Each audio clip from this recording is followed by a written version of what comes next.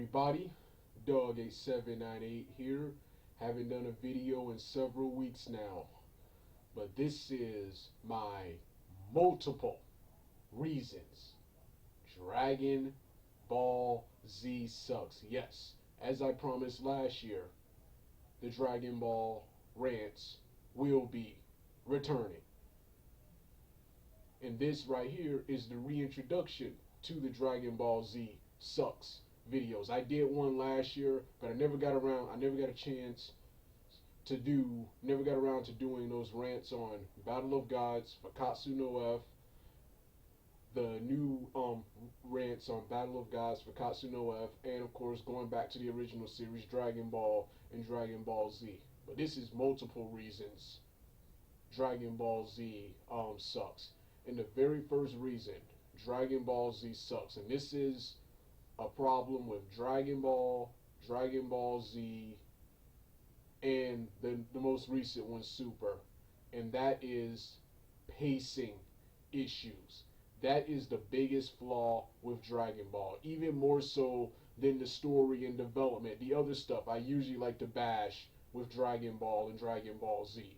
The biggest problem with Dragon Ball, and that's the Dragon Ball series made by Akira Toriyama, because as everyone knows, if you don't know by now, I usually like the Dragon Ball series. I usually actually enjoy and like the Dragon Ball series Akira Toriyama does not write. When he is not involved, it actually has a chance and potential to be good. But as soon as he writes something, it's terrible. And even when he does write something good, he always finds a way to ruin it.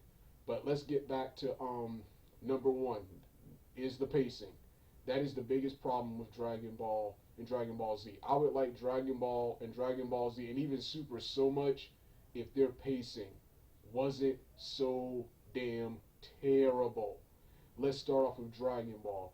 Dragon Ball is 153 episodes long. And unlike other shows, modern shows like Naruto, Bleach, and Sailor Moon, three of my all-time favorite animes, in my opinion, three of the best, they don't use the 153 episodes for consistent storytelling. Storytelling. They have storytelling, but it's not consistent. It's not consistent. There are lots of inconsistencies and plot holes, and unexplained plot elements. So that's the biggest problem I have with Dragon Ball. That's the biggest problem I have with Dragon Ball and Dragon Ball Z. And it's even worse in Dragon Ball Z. That is 200. I think for the English version it's 276. For the original Japanese is 291. For Dragon Ball Z Kai, it's over. I know it's over 100. I don't remember how much it is, but all in all, it's still too long, man. In Dragon Ball Z is worse. The unexplained plot elements, the inconsistencies, and plot holes and all of that is worse in Dragon Ball Z than it is in Dragon Ball. So that's the biggest problem. If these shows were like shorter anime, because actually, believe it or not, I don't mind manga or comic books. I don't mind manga being long, but when it comes to anime, I usually prefer my anime short, man. I usually prefer my anime short. Which my next video, after I'm done with this video right here, will be my top 10 anime list. Top 10 anime list, which will segue later into an even bigger top 10, 20 anime list, and my all-time favorite animes and other several anime and cartoon-like categories. But with that being said, let's get back to Dragon Ball. So that's number one, the pacing. Number two is for Dragon Ball, even though I've sort of gotten over it, that's why this is number two, is the artwork. One thing I'll give the artwork, it looks much better in a comic book than it does on television. That's the only thing. That's when people try to talk about how great the manga is. That's the only improvement from the manga. Is the manga. The Toriyama's art style, which I do not like, looks much better in a comic book or a book than it does on television. It also surprisingly looks better on film. That's why stuff like Dragon Ball Evolution and the other two Dragon Ball films, Sagara no Goku, the Korean film, and of course the ever popular, the cult classic, The Magic Begins. The Magic Begins. That's why those are so damn awesome. They surprisingly Dragon Ball, even though a lot of people say it doesn't translate well to the big screen, Dragon Ball was made for the big screen. So that's with Dragon Ball. Dragon Ball Z has better art, but I still don't like the art style, even though his artwork is better. And it was even better during the movies, which is surprisingly my top four: Broly, the Legendary Super Saiyan, Bardock, the History of Trunks, and the Tree of Might. My top four are much more exciting than the series, than the actual series, series. Next is the story. The story. Dragon Ball. Their story is terrible and boring and dull and uninteresting. And when it is interesting, they always finds a way to ruin it. Let's talk about my favorite and probably the best saga, the Piccolo Jr. The King Piccolo saga. The King Piccolo saga was awesome. Awesome story, lots of cool fight scenes, and made good use of most of the characters from the series. However, that two to three plot holes destroy the entire saga. The first one is the introduction of Kami and Popo at the end, which leads to the first plot hole. If Kami and Popo were that powerful, why did they allow the Earth to fight their battles for them? And then being killed by Piccolo and being killed by King Piccolo in the original Dragon Ball is much more gruesome than in Dragon Ball Evolution. Dragon Ball Evolution, as seen by Grandpa Gohan and as talked about by Roshi, you go straight to the afterlife. In Dragon Ball, you don't rest in peace. No afterlife. You go to you go to limbo and float around in space in agony, something like that. It was gruesome. So he let the Earth fight pretty much his battle. Plot hole number 2, he let Pilaf and his gang obtain Piccolo's jar. Plot hole number 3, why is Piccolo's jar still down there in the water where anyone like Pilaf can find it, and not up there on the lookout with you where no one can get to it? And number 4, how did Pilaf find Piccolo's jar?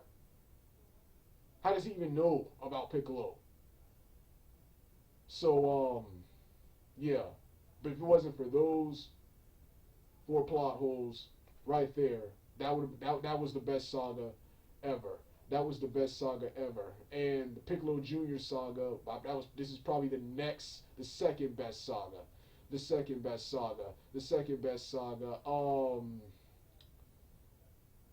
saga, with the exception of, the 5th plot hole, King Piccolo. See, because the villain has to be, since Dragon Ball is shonen, and of course the rule of shonen is the next bad guy has to automatically be more powerful than the previous guy. Even if in Dragon Ball's case, it doesn't make sense why the other guy is powerful.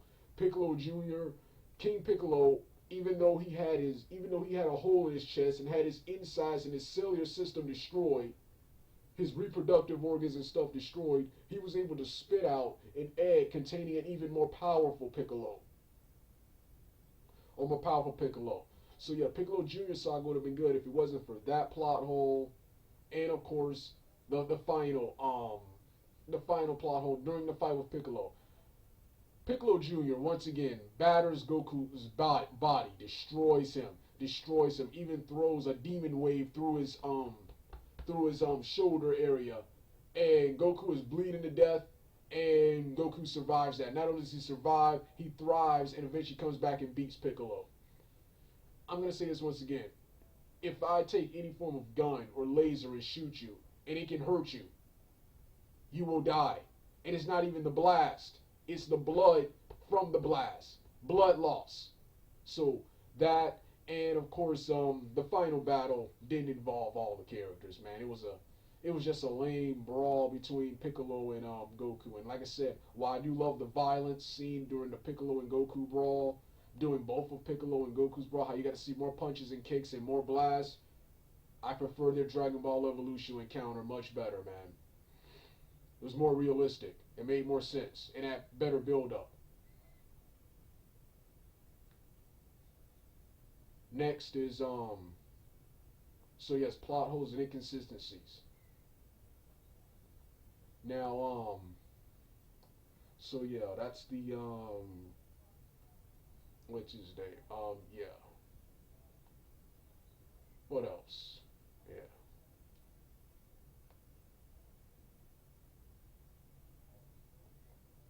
What else? So yeah. Oh yes.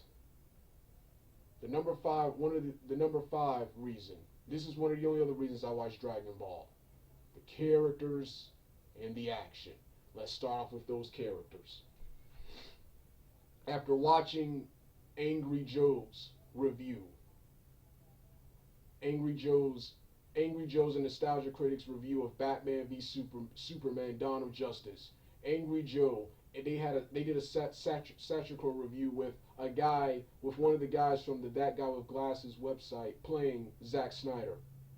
And at the end of the video, Angry Joe in a memorable he did a no when Zack Snyder explained why he killed off Superman, and Angry Joe said, "How many films did you make with Superman? One. How many comics were there?" He mentioned there were hundreds of comics before you killed off Superman, and how they messed up there. And Angry Joe said, "You only made two films of Superman. You killed him off in the second." And he said, "You need to earn Superman. You need to earn Superman." Well, guess what? That entire criticism, that word earn, which is a new catchphrase of mine, that's going to be a new catchphrase of mine when I talk about characters and character development. That entire criticism can be directed towards the entire Dragon Ball series made by Akira Toriyama.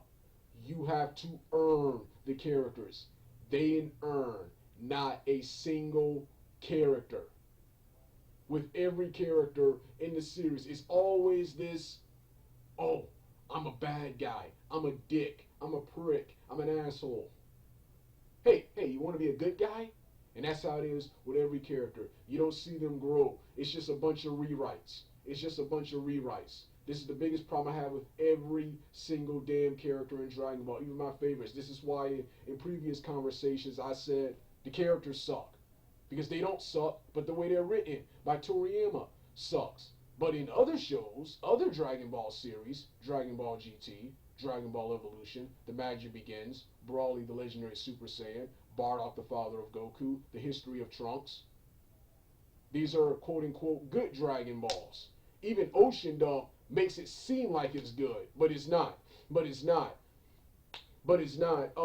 They earn.